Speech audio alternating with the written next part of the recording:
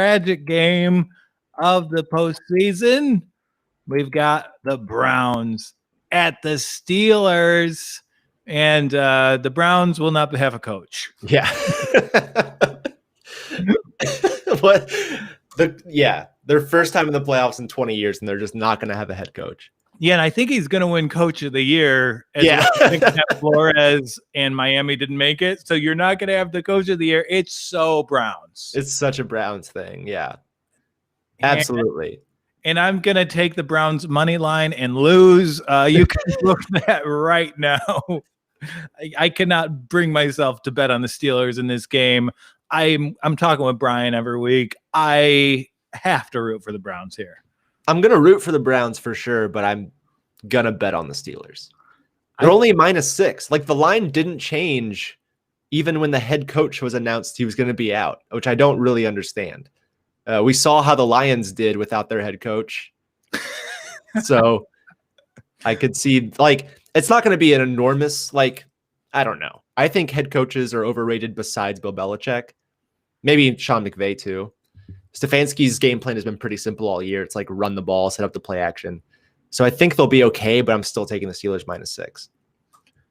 Yeah, and I mean, that's the smart thing to do, but I will be all over the Browns on Sunday night just hoping for a miracle to see them get their first playoff win in it'd be great. Franchise history? I don't know how to explain that. Right, yeah, in the Super Bowl era, I guess. I mean, I guess do those Kosar wins belong to the Ravens?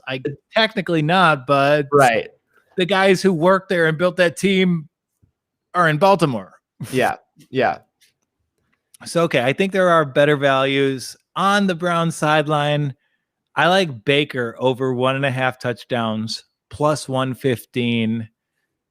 I mean, it's going to have to be a Baker game for the Browns to have any sort of success. The Browns franchise, they have such an odd connection to Baker. In these big games, it's always Baker, Baker, Baker. And I think that kind of thinking is going to pervade the game plan. They're going to have the ball in Baker's hands. They're going to give it to their tight ends a lot. And, you know, I think this is going to be oddly high scoring as well. So I'm in favor of that. Okay.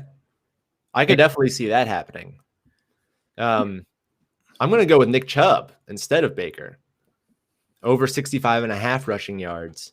I think it's going to kind of be, well, I guess it depends on game script, right? Like at the beginning of the game, I can definitely see the Browns without their head coach, keeping it simple, running the ball, giving it to their best offensive weapon, who they've, for some reason, the last few weeks have not been using more than like 12 or 13 times. But there was a stretch in the middle of the season where Chubb was getting like 18 carries for 95 yards a game. Just why? There's no excuse for him not to get 18 carries this game. Yeah, and I think, and again, the coach being out, just give the ball to your running back. Like, simplify the game. Yeah, not much to it. And I had the Chubb line written down as well. 65.5 seems like a pretty amazing line to get on Nick Chubb. Yeah.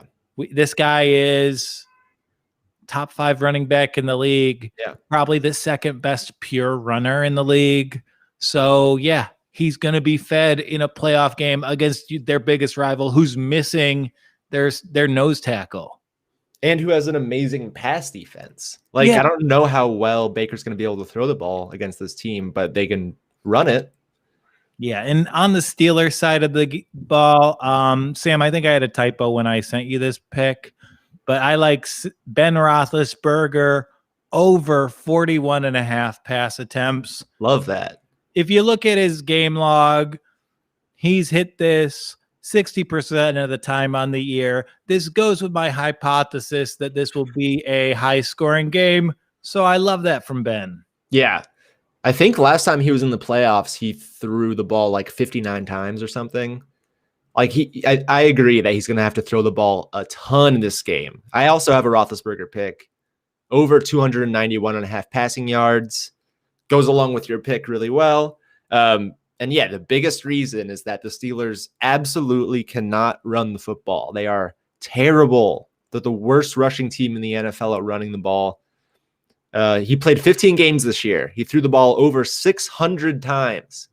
That's over 40 pass attempts per game. And they won their first 13 games pretty handily. So he didn't have to throw the ball a ton, but he still did. And the Browns' pass defense is not good. They're like 11th worst in the NFL. They give up 250 yards per game. So I see this as a Ben game for sure. Yeah, all these Ben overs, I'm all over them. Oh, Big Ben. How could you not root for the guy? How is it that Baker and Big Ben are the only quarterbacks I didn't trash this Yeah, right. I guess I was nice to Russell Wilson, who's amazing. I love betting on Russell Wilson. Yeah. So, yeah, I think there's so much value in the props this week. I've been betting what we put out more and more this season, and betting player props is really fun during the games. Super fun. Because even if you bet on a team and they're down 20, your prop is still alive, man. Yeah, that's all you need. This gives you hope because this is a very challenging slate. I honestly think it might be better value to eschew traditional betting in favor of these player props. Yeah. And you're hanging out with your boys over Zoom, of course. And they're like, yo, who you got money on? You got Steelers, you got Bucks. You're like, nah, dog. J.D. McKissick. J.D. McKissick, Mo Alley Cox, Freddie Swain. Yeah. Be the most informed fan at your Zoom party. Yeah.